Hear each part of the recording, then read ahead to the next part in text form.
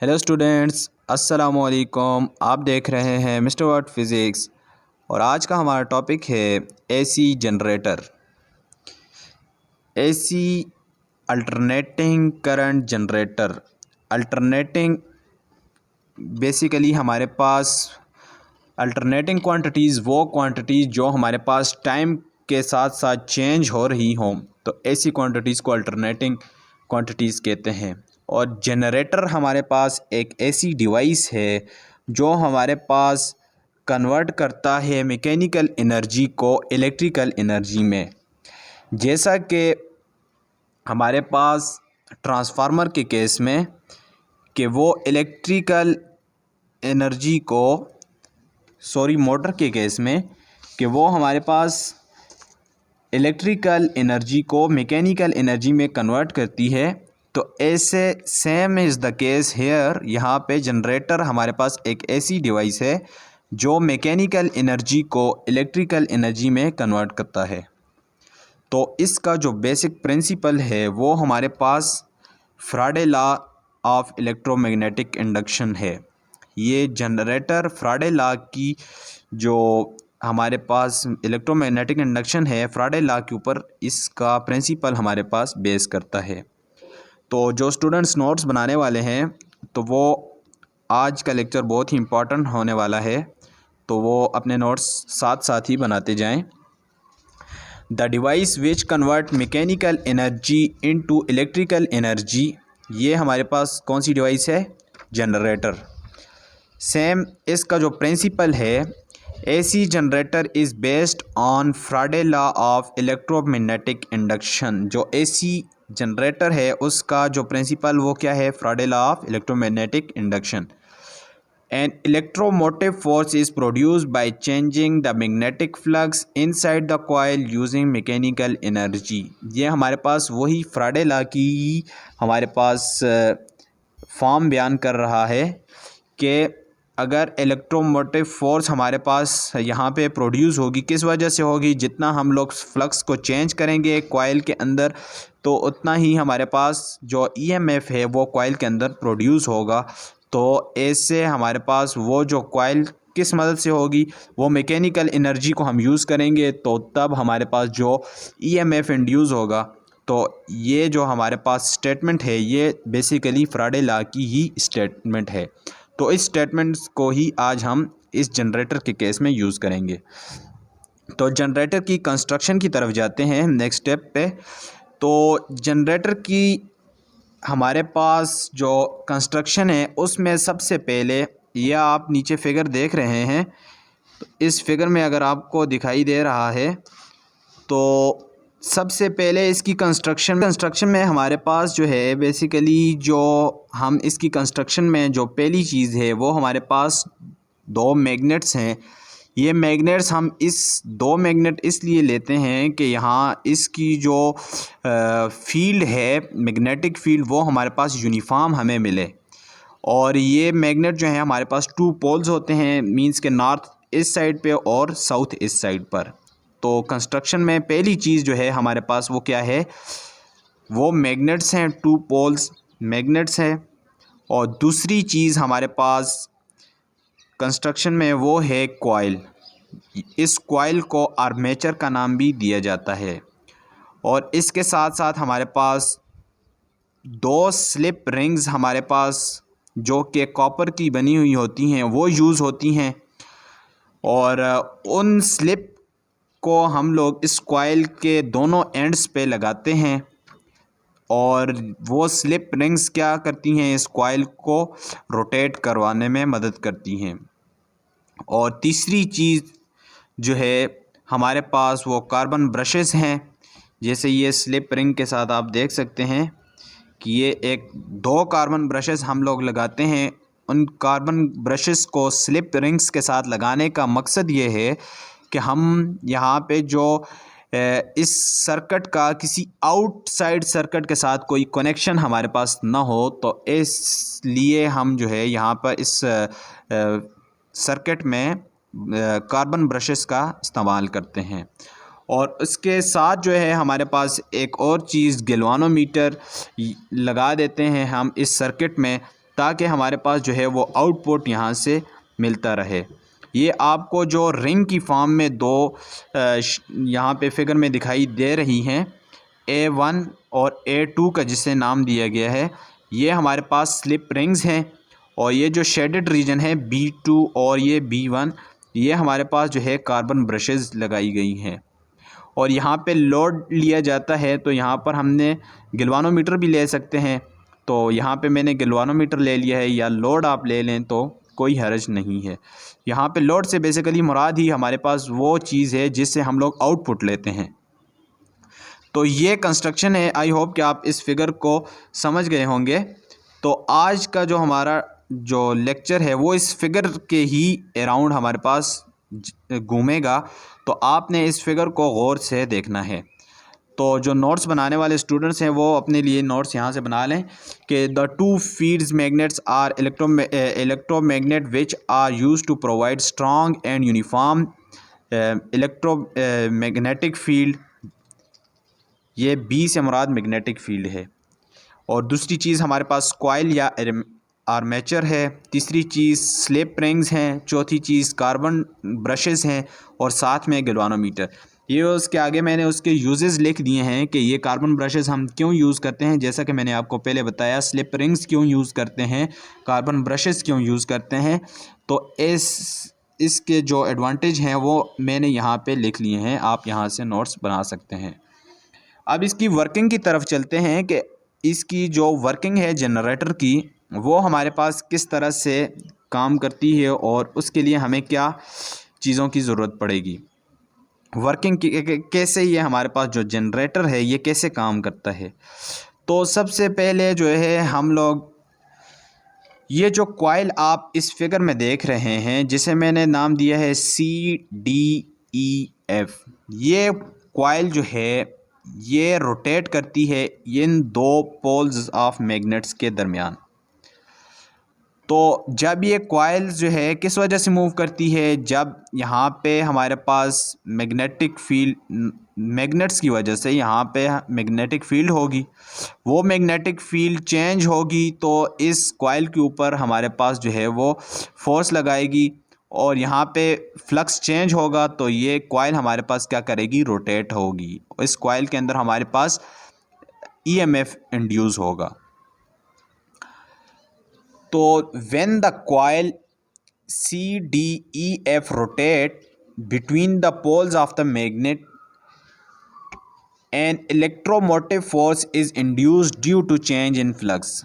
ये बात मैंने आपको समझा दी कि अगर ये जो कॉइल है CDEF ये पोल्स ऑफ मैग्नेट के दरमियान रोटेट करेगी, किस वजह से, कि जब यहाँ पे चेंज ऑफ फ्लक्स होगा और यहाँ पे इस कॉइल के अंदर इलेक्ट्रोमोटिव फोर्स मींस के EMF हमारे पास यहाँ पे क्या होगा, इंड्यूस होगा। जब EMF इंड्यूस होगा तो उसके लिए हमारे पास करंट जो है वो the current flows through the external circuit by slip rings A1। तो उस वक्त जब यहाँ पे EMF जब इंड्यूस होगा तो करंट जो है हमारे पास वो A1 जो स्लिप रिंग है उसके अलोंग हमारे पास मूव करेगा। मींस के CD वाली साइड से करंट ऊपर को जा रहा है, ये मैं एरो के साथ डिनोट कर लेता हूँ, और EF वाली साइड से करंट हमारे पास जो है वो नीचे की तरफ बैकवर्ड डायरेक्शन में आ रहा है। और ये इस साइड पे हम लोगों ने स्लिप रिंग A को लगा दिया है यहाँ पे। तो स्लिप रिंग A से हमारे पास जो करंट है वो यहाँ से मूव कर रहा है। And A2 which is made up of copper. तो ये जो करंट है वो हमारे पास क्या है, इस कॉइल जो स्लिप रिंग्स हैं वो A2 या A1 से हमारे पास मूव करेगा।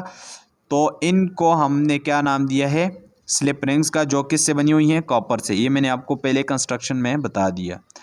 अब A1 जो है वो हमारे पास साइड जो है वो कौन सी साइड से, A1 is connected to the side CD of the coil. A1 जो है हमारे पास साइड, यहाँ पे सॉरी यहाँ पे गलत हो गया, A2 जो है वो हमारे पास साइड CD के साथ कनेक्टेड है। ये A2 जो है इसको मैंने यहाँ से साइड CD के साथ कनेक्ट कर लिया है। और जो A1 है यहाँ पे सॉरी मिस्टेक्स है, यहाँ पे आप इसको ठीक कर लें कि ये जो साइड जो स्लिप रिंग A1 है इसको हम लोगों ने साइड EF के साथ हम लोगों ने कनेक्ट कर लिया है। अब हमारे पास ये दो साइड्स तो आपको क्लियर हो गई कि इसकी ये एक कॉइल की हमारे पास दो साइड्स थी। एक साइड को हम लोगों ने A2 स्लिप रिंग के साथ कनेक्ट कर दिया और दूसरी साइड को A1 स्लिप रिंग के साथ कनेक्ट कर लिया। अब हमारे पास होगा क्या कि जब साइड जो CD वाली साइड है वो जब ऊपर को मूव करेगी, जब इसके अंदर फ्लक्स चेंज होगा तो मैग्नेटिक फील्ड चेंज होने की वजह से यहाँ पे EMF इंड्यूस होगा और ये कॉइल ऊपर की तरफ रोटेट करेगी। तो यहाँ पे जब हम लोग फ्लेमिंग राइट हैंड रूल लगाएंगे तो वो हमारे पास करंट की डायरेक्शन हमें बताएगा। तो जब हम यहाँ पे राइट हैंड रूल अपना लगाएंगे तो ये राइट हैंड रूल हमें करंट की डायरेक्शन, इस फील्ड की डायरेक्शन यूँ है और हमारे पास जो फोर्स है वो ऊपर की तरफ है और करंट जो है वो हमारे पास यूँ ऊपर की तरफ है। फील्ड ऐसे लग रही है यूँ और जो फोर्स है वो ऊपर की तरफ मींस के हमारे कैमरे की तरफ लग रही है और जो करंट है उसकी डायरेक्शन यूँ ऊपर की तरफ है। तीनों आपस में क्या है, परपेंडिकुलर है। तो हमारे पास जो करंट की डायरेक्शन है वो यहाँ से राइट हैंड रूल से हमारे पास आ जाती है। तो जब हम लोग इस पे राइट हैंड रूल लगाएंगे, जब ये CD साइड ऊपर की तरफ मूव करेगी तो हमारे पास उस टाइम पे जो करंट होगा वो C से D की तरफ मूव करेगा। जैसा कि मैंने आपको पहले बताया कि करंट हमारे पास किस तरफ मूव कर रहा है, C से D की तरफ। वो हमने कैसे मालूम किया कि कैसे हमें पता चला कि करंट C से D की तरफ जा रहा है, वो हमने फ्लेमिंग राइट हैंड रूल से बताया कि करंट जो है वो C से D की तरफ जा रहा है और E से F की तरफ जा रहा है। ये बात यहाँ पे क्लियर हो गई होगी आपको। When the side CD moves upward, Fleming right hand rule shows that the direction of the current is from C to D। जो डायरेक्शन ऑफ करंट है वो C से D की तरफ है और and E to F, thus current enters the circuit। जब E से F की तरफ आएगा तो उसके बाद हमारे पास करंट किधर जाएगा, thus current enter the circuit at B1। तो जो B1 ब्रश है, कार्बन ब्रशेस, ये करंट जो है इस B1 की तरफ आएगा एंड लीव्स एट B2। और B2 पे जाके हमारे पास क्या होगा, हमारे पास करंट जो है वो लीव करेगा। मींस के जब करंट हमारे पास यूँ C से D की तरफ जा रहा है तो यूँ करते हमारे पास E से F की तरफ आएगा और हमारे पास एंटर होगा B1 वाली साइड पे और हमारे पास लीव करेगा इस सर्किट को B2 पॉइंट पे। तो हमारे पास जब ये हाफ रिवोल्यूशन हमारे पास ये जो कॉइल गेन कर लेगी तो उस वक्त हमारे पास क्या प्रोसेस होगा,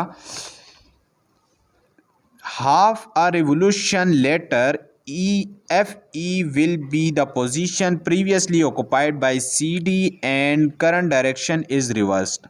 जब हमारे पास इसका हाफ रिवोल्यूशन हो जाएगा तो हमारे पास जो कॉइल की जो पोजीशन है वो हमारे पास पहली पोजीशन दूसरी पोजीशन पहली पोजीशन पे चली जाएगी और पहली पोजीशन दूसरी पोजीशन पे चली जाएगी और फिर यहाँ पे हमारे पास जो करंट होगा वो रिवर्स होगा। मींस कि अगर ये हमारे पास कॉइल है तो यूँ समझ लें कि ये जो स्टिक मेरे हाथ में पकड़ी हुई है ये वाली साइड को अगर आप CD मान लें और जो दूसरी टूटी हुई जो साइड है इस साइड को अगर आप EF मान लें तो अगर इससे हम लोग मैग्नेटिक फील्ड में रखें तो जब ये वाली साइड ऊपर की तरफ आएगी अपवर्ड, तो जब ये अपने हाफ रिवोल्यूशन पे आएगी तो अपना हाफ रिवोल्यूशन यहाँ से कितना होगा, तो जब ये वापस टर्न करके इसी पोजीशन पे आएगी तो 360 होगा। लेकिन ये जब ये ऊपर को जाएगी अपना हाफ रिवोल्यूशन कवर करेगी तो मीन्स कि ये इस पॉइंट पे चली गई है। तो इस पॉइंट पे जब आई है तो ये मेरे हाथ वाली जो साइड थी ये CD थी और ये यहाँ पे EF वाली साइड किस जगह पे आ गई, अब CD की जगह आ गई है। तो मींस के हाफ रिवोल्यूशन पे ये अपने जो पहली पोजीशन थी वो दूसरी पोजीशन पे चली गई है और जो दूसरी पोजीशन थी वो पहली पोजीशन पे आ गई है। तो अब यहाँ पे क्या होगा, जो करंट है यहाँ पे वो रिवर्स होगा। जब करंट रिवर्स होगा तो फिर क्या होगा, it is from E to F and D to C. तो करंट हमारे पास फिर क्या होगा, वो ई से एफ से सॉरी एफ से जो है वो रिवर्स डायरेक्शन में हो जाएगा। करंट हमारे पास क्या करेगा, एफ से ई की तरफ जाएगा और डी से सी की तरफ जाएगा। The current now enters the circuit eight B2। तो फिर हमारे पास जो इस साइड पे जो स्लिप रिंग लगी हुई है वो कौन सी स्लिप रिंग लगी हुई है, स्लिप रिंग के साथ कौन सा ब्रश लगा हुआ है, B2। तो इस साइड पे हमारे पास जब रिवर्स डायरेक्शन होगी तो करंट यूं मूव करेगा और यूं हमारे पास इसमें B2 जो ब्रश है वहाँ पे इंटर करेगा। तो जब B2 ब्रश का कार्बन ब्रश पे हमारे पास करंट इंटर करेगा तो फिर यहाँ पे हमारे पास जो करंट की डायरेक्शन हो जाएगी वो रिवर्स हो जाएगी। तो जब करंट हमारे पास यहाँ रिवर्स होगा तो वो सी से डी की तरफ आएगा और डी से हमारे पास स्लिप जो कार्बन ब्रश B2 है उसकी तरफ हमारे पास यहाँ से एंटर होगा और यहाँ पे जाके हमारे पास क्या कर जाएगा, B1 पे लीव कर जाएगा।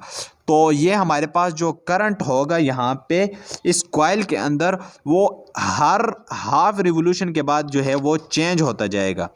तो इस चेंज होने की वजह से हमारे पास जो इंड्यूस ईएमएफ है उसमें उसके जो इंड्यूस ईएमएफ होगा वो वेरीज करेगा, किस में, डायरेक्शन में भी चेंज होगा हर हाफ रिवोल्यूशन के बाद और मैग्नीट्यूड में भी वो चेंज होता रहेगा।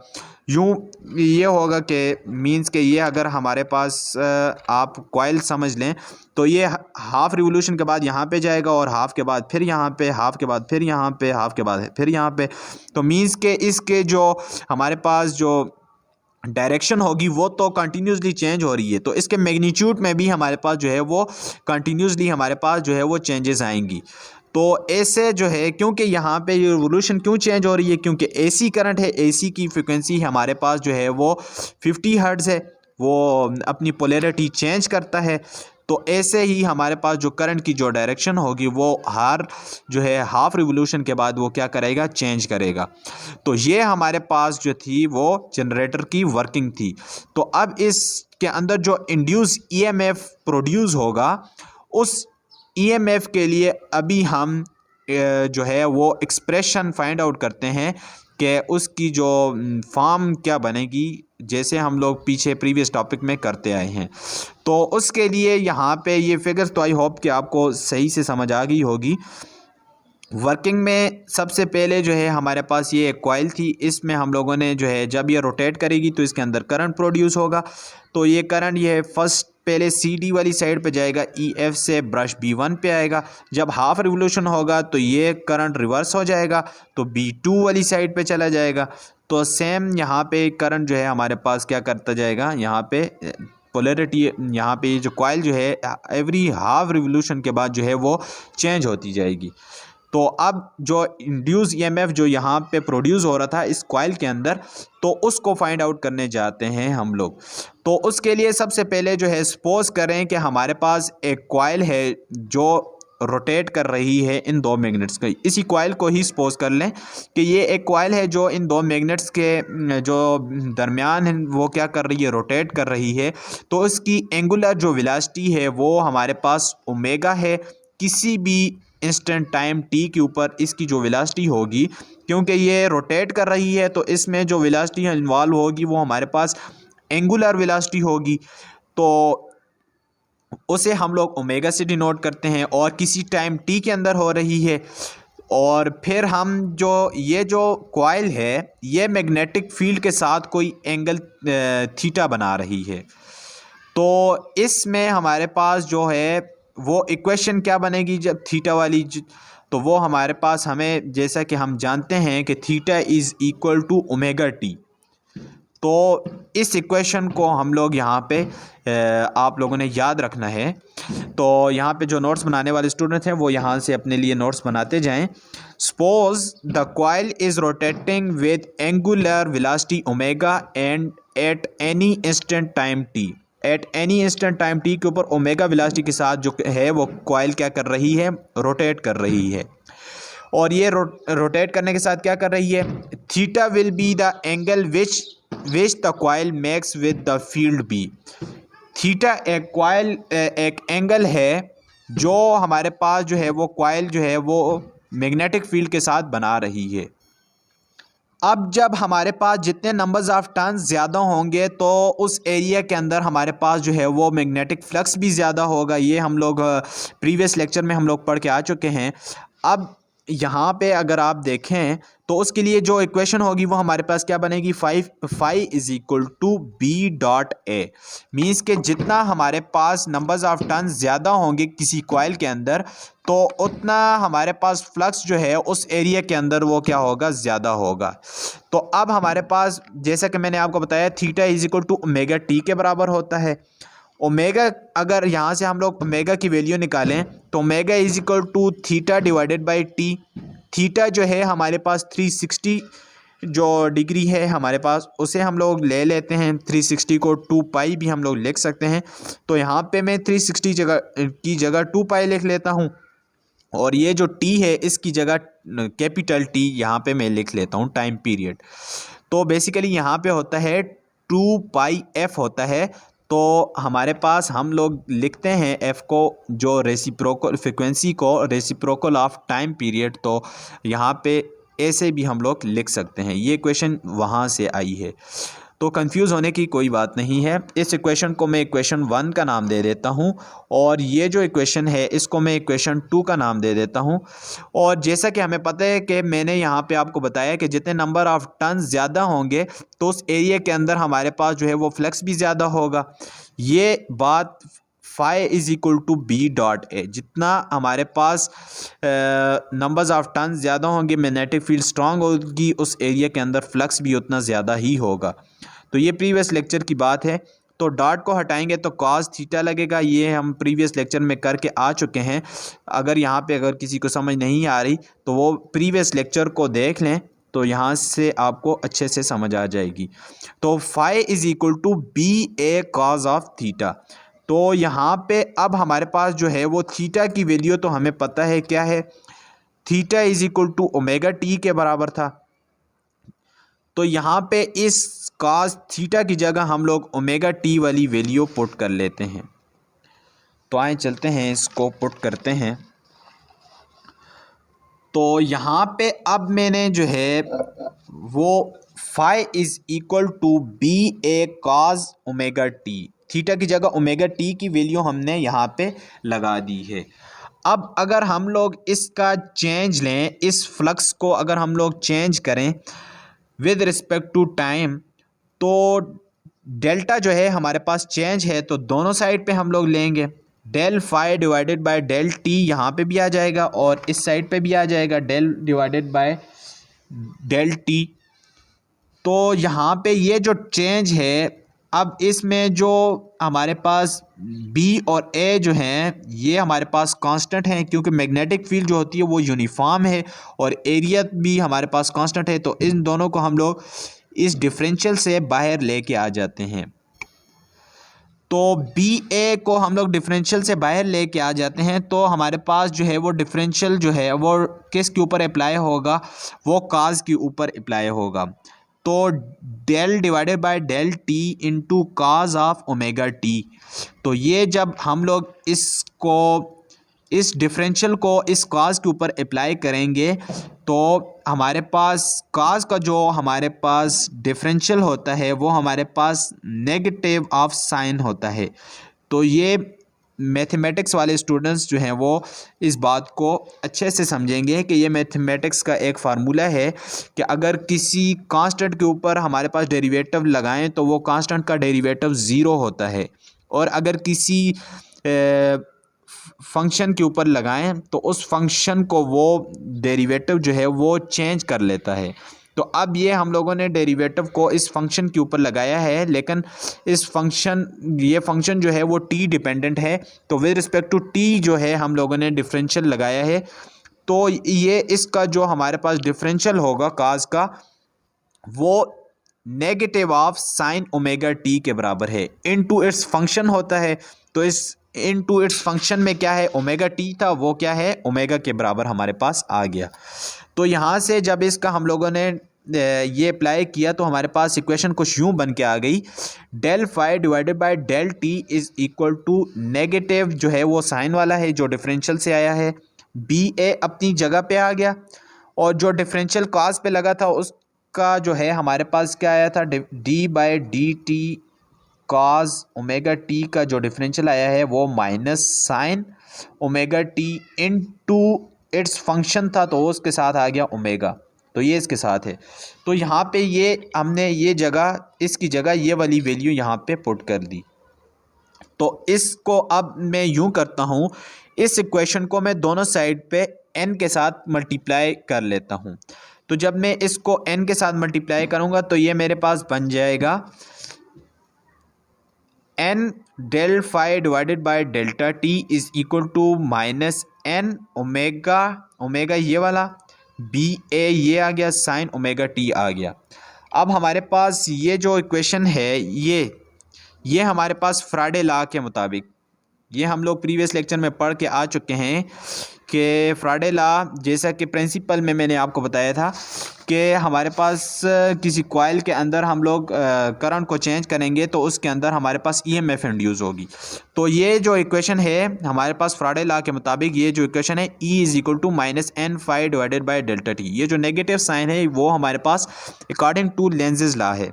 तो इसकी जगह हम लोग ये ई पुट कर लेते हैं यहाँ पे, तो ये हमारे पास आ जाएगी एन ओमेगा ए बी या बी ए, इसको हमने अरेंज करके लिख लिया है, इनटू साइन ओमेगा टी। इसको इक्वेशन जो है 4 का नाम दे दें। अब जो है मैक्सिमम वैल्यू अगर इंड्यूस ईएमएफ की अगर हम लोग मैक्सिमम वैल्यू लेना चाहें तो साइन की जो मैक्सिमम वैल्यू है वो हमारे पास क्या है, 1 है। जो साइन जो 90 है वो हमारे पास 1 के बराबर होता है, तो इसकी मैक्सिमम वैल्यू जो है हमारे पास वो क्या है, वो साइन 90 पे होगी, तो साइन 90 1 पे है। तो जब हम लोग यहाँ पे वो साइन 90 पुट करेंगे तो हमारे पास जो मैक्सिमम वैल्यू आएगी वो क्या आएगी, एन ओमेगा ए बी। अब यहाँ पे मैक्सिमम वैल्यू आ गई है।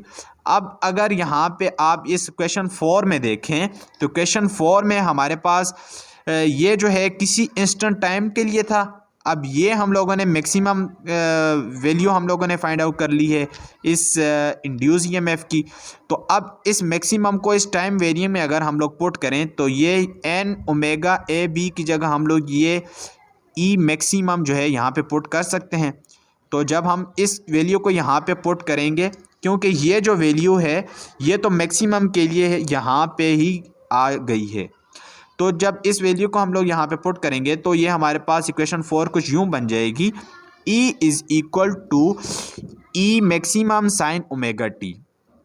अब ये जो ई मैक्सिमम है वो एन ओमेगा बी की जगह हमारे पास यहाँ पे क्या आ गया, ई मैक्सिमम, और साइन ओमेगा टी यहाँ पे एज इट इज़ आ गया। अब ओमेगा की वैल्यू तो मैंने आपको स्टार्ट में ही बता दी थी कि theta is equal to omega T होता है, और ओमेगा की वैल्यू हमारे पास जो है वो थीटा डिवाइडेड बाय टी है। तो वो यहाँ से हमने वो वैल्यू पुट की इनटू ये जो टी है ये एज इट इज़ यहाँ पे आ गया। अब हमारे पास ये नीचे वो ही बात मैंने लिखी है कि हमारे जो घरों में जो फ्रिक्वेंसी है इलेक्ट्रिक सप्लाई की वो 50 हर्ट्ज़ ही है। इसका मतलब है कि वो जनरेटर जो है हर एक जो है वो सेकंड में वो 50 रिवोल्यूशन जो है हमारे पास लेता है। तो ये हमारे पास जो मेन इक्वेशन है वो हमारे पास ये इक्वेशन आ चुकी है। इसे इक्वेशन 5 का नाम दे दें। यही हमारे पास इंड्यूस ईएमएफ की इक्वेशन थी जो हम डेराइव करना चाह रहे थे।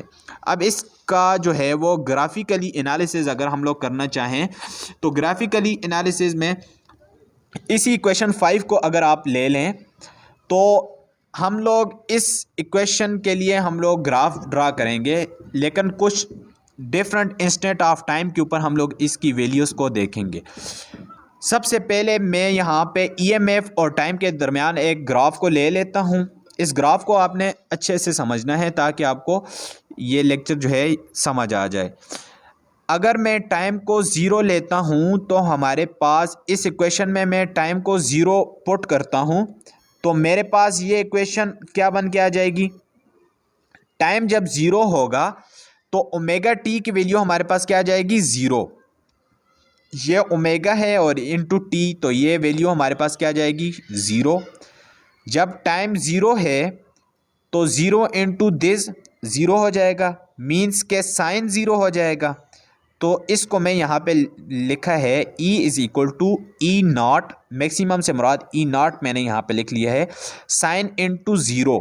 साइन ज़ीरो किसके बराबर होते हैं? वो ज़ीरो के बराबर होता है। यहाँ पे हमें ये कौन सी वैल्यू दे रहा है? ज़ीरो टाइम के ऊपर कौन सी वैल्यू दे रही है ईएमएफ की? ज़ीरो।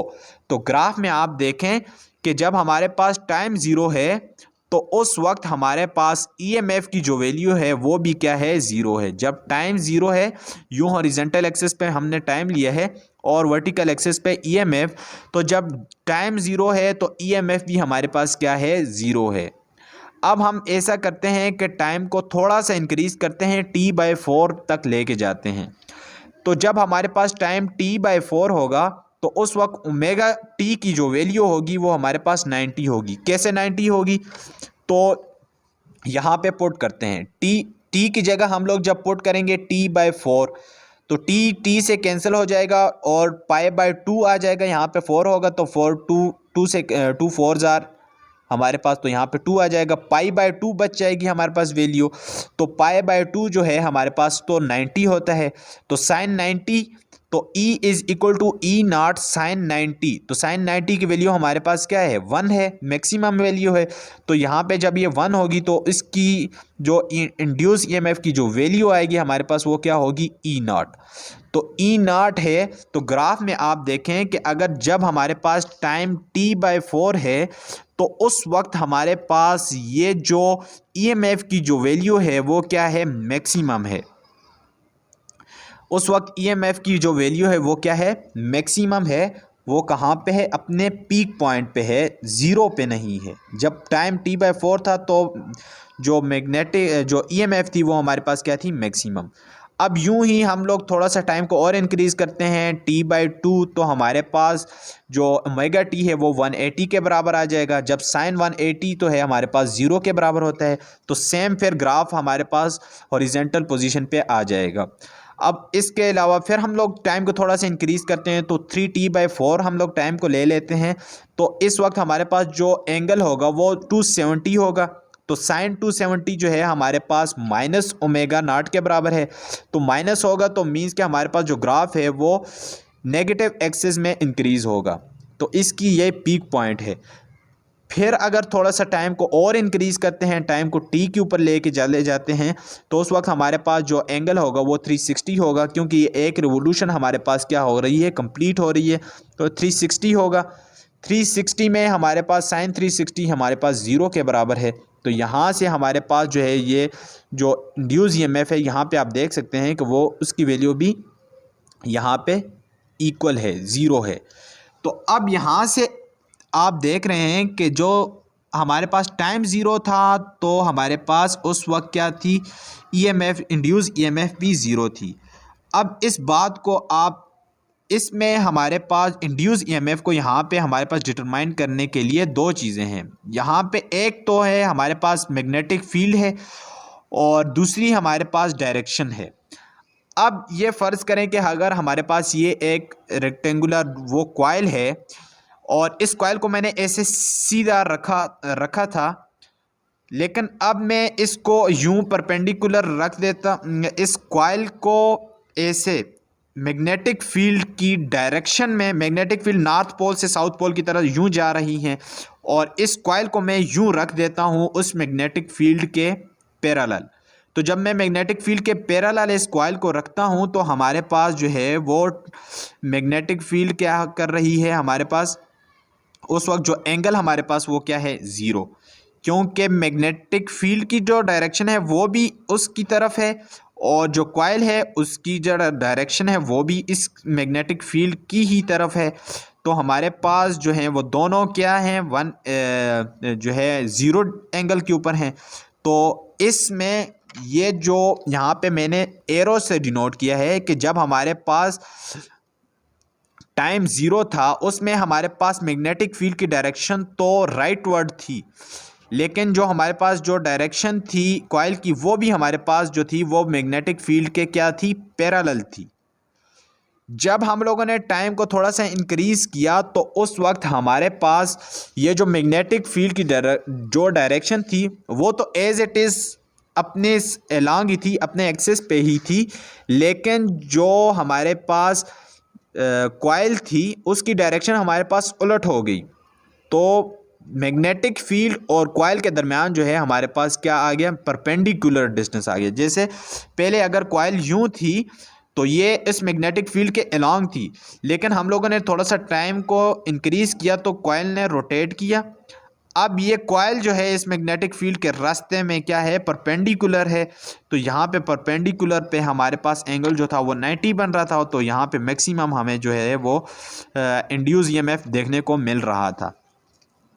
और फिर सेम इज़ द केस, जब टाइम को और इंक्रीज़ करेंगे तो हमारे पास जो डायरेक्शन थी वो इस तरफ आ गई थी, फ्लक्स की जो मैग्नेटिक फील्ड थी उसकी डायरेक्शन एज इट इज़ वहाँ पे ही थी। तो यहाँ पे इधर हमारे पास जो थी वो दोनों नॉन पैरेलल थे कि यहाँ पे हमारे पास ये देखें 180 का डिफरेंस फेज चेंज था। लेकिन जब हम थोड़ा सा और इंक्रीज़ करते हैं तो यहाँ पे फिर हमारे पास हमें ये मैग्नेटिक फील्ड आपको जो है अपने एक्सिस के अलॉन्ग ही मिल रही है, लेकिन जबकि जो डायरेक्शन है वो हमारे पास क्या है, ऊपर की तरफ है। मींस के ये दोनों यहाँ पे क्या हैं, परपेंडिकुलर हैं। जहाँ जहाँ पे इंड्यूस ईएमएफ हमें मिल रहा है वहाँ पे जो है वो डायरेक्शन और मैग्नेटिक फील्ड आपस में क्या है, परपेंडिकुलर हैं। अब यहाँ पे देखें तो यहाँ पे भी परपेंडिकुलर हैं, और यहाँ नेगेटिव एक्सिस में देखें तो यहाँ पे भी परपेंडिकुलर हैं। लेकिन अब जब यहाँ पे ज़ीरो पे आ गए तो यहाँ पे आप फिर से देख लें कि अपना जब 360 रिवोल्यूशन कवर करके आती है जब वो कॉइल, तो अगर उसकी डायरेक्शन पहले यूं थी तो 360 के बाद दोबारा वो यहाँ पे ही आएगी। तो यहाँ पे फिर मैग्नेटिक फील्ड और जो कॉइल की जो डायरेक्शन होगी वो आपस में क्या होंगे, पैरेलल होंगे। तो यहाँ से हमें क्या पता चलता है, the induce EMF is determined by the rate at which the number of flux linkage changes. जितना फ्लक्स हम लोग चेंज करेंगे उतना ही हमारे पास इंड्यूस ईएमएफ हमें मिलेगा।